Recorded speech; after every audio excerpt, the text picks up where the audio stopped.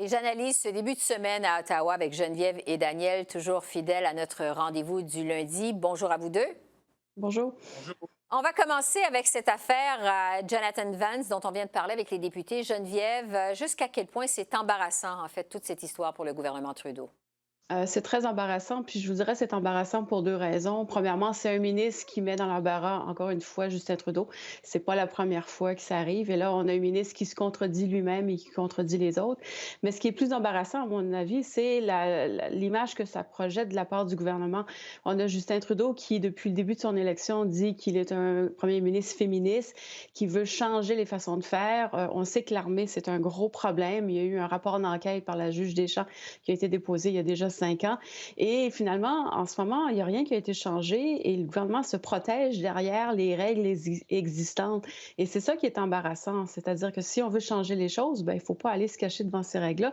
Il faut mettre en place des nouvelles structures, puis prendre des moyens efficaces et forts. Et donc là, on se retrouve dans ce cas-là Ouais. qui envoie une très mauvaise image du gouvernement. Parlant de l'image que ça projette sur le gouvernement, bon, on a appris aujourd'hui que les frères Kilberger, cofondateurs de We Charity, devront finalement comparaître devant un comité des communes d'ici à vendredi. Daniel, est-ce que ça repart de plus belle le scandale We Charity? Ben, malheureusement pour les libéraux, ils veulent pas ils veulent plus qu'on en parle et ça c'est une mauvaise nouvelle pour eux, je pense.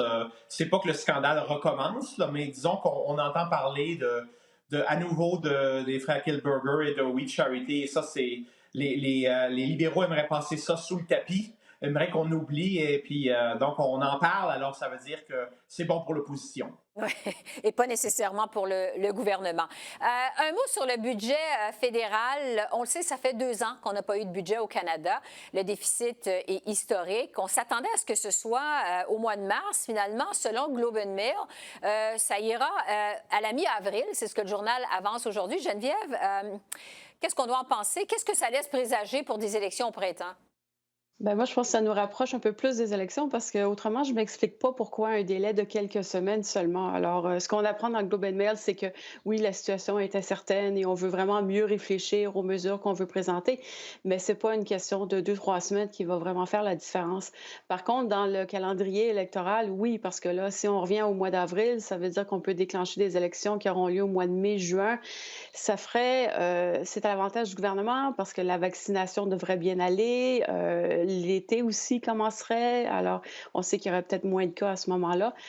Donc, j'y vois plus une tactique électoraliste que vraiment des finances publiques, mais c'est quand même préoccupant. Je pense que les gens sont impatients de voir un budget puis de savoir c'est quoi la situation réelle des finances du gouvernement. Oui, donc il faudra attendre. Sur la nouvelle du jour maintenant, cette entrevue que Meghan Markle a accordée à Oprah Winfrey, qui a été diffusée hier sur les réseaux américains. Bon, le Canada, évidemment, c'est un pays du Commonwealth. Daniel, est-ce qu'il y a des impacts à prévoir au Canada de cette entrevue qui fait scandale aujourd'hui? Quels sont les impacts à prévoir, si impact il y aura? Ben, disons que c'est mauvais pour l'image de la monarchie britannique, mais aussi de son image au sein du Commonwealth et au Canada. La reine Élisabeth, c'est la reine du Canada. Elle n'a pas été écorchée elle-même là, par Harry et Meghan, mais le prince Charles l'a été et c'est le prochain dans la ligne de succession. C'est le premier dans la ligne de succession.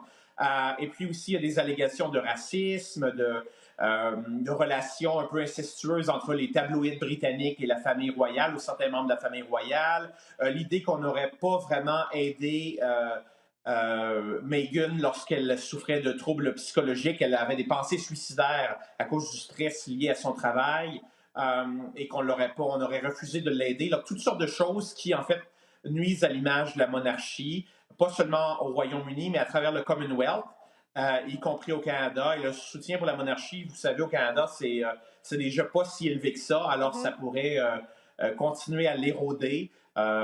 Surtout qu'on ne pense pas que la famille royale va réagir de façon explicite. C'est pas dans la tradition de Buckingham Palace d'organiser des conférences de presse pour répondre à de telles allégations. Oui, et il faut se rappeler aussi que la représentante de la reine au Canada, Julie Payette, a quitté ses fonctions dans la controverse il y a vraiment très récemment. Alors, rien non plus pour aider l'image de la monarchie. Il nous reste vraiment peu de temps. Je veux vous parler de la vaccination. Bon, le Canada, la semaine dernière, était au 43e rang au chapitre de la vaccination, vraiment fait mauvaise figure. figure.